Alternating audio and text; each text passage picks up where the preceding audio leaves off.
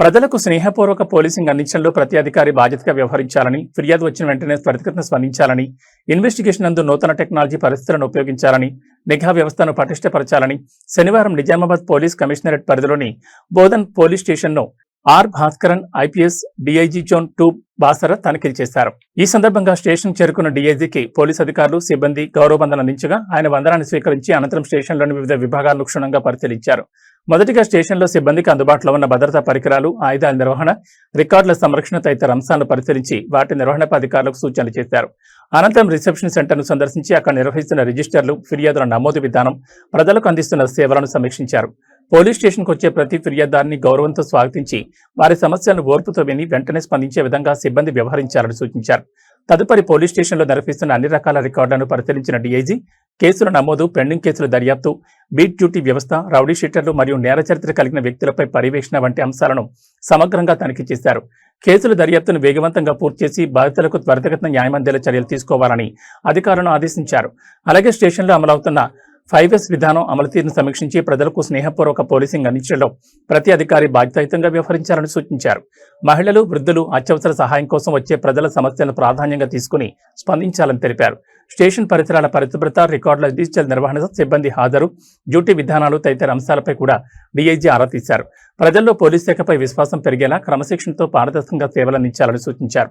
ప్రధానంగా అండర్ ఇన్వెస్టిగేషన్లో ఉన్న కేసుల వివరాలను అడిగి తెలుసుకున్నారు.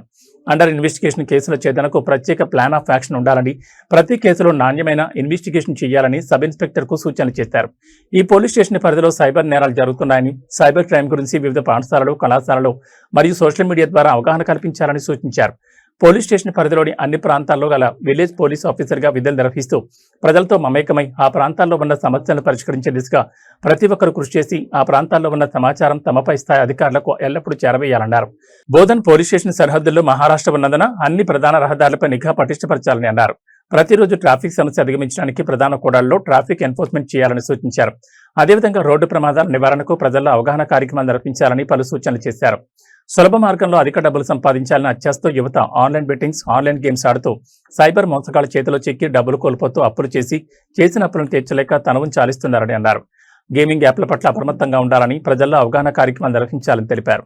డ్రగ్స్ నియంత్రణ కోసం యువతను ఎల్లప్పుడూ చైతన్యవంతులను చేయాలని మరియు అన్ని గ్రామాల్లో డ్రగ్స్ వాడకం నిషేధమని అవగాహన కార్యక్రమాలు నిర్వహించాలని తెలిపారు. ప్రతి కేసులో ఇన్వెస్టిగేషన్ నందు ప్రస్తుతం ఉన్న టెక్నాలజీ పద్ధతులను ఉపయోగించుకోవాలని అన్నారు. ఈ తనిఖీల్లో Nizamabad police commissioner P Sai Chaitanya, Bodhan ACP Srinivas, Bodhan SHO Venkatanarayana, Bodhan traffic SI Mahesh, Bodhan town SI Habib Khan మరియు పోలీస్ సిబ్బంది పాల్గొన్నారు.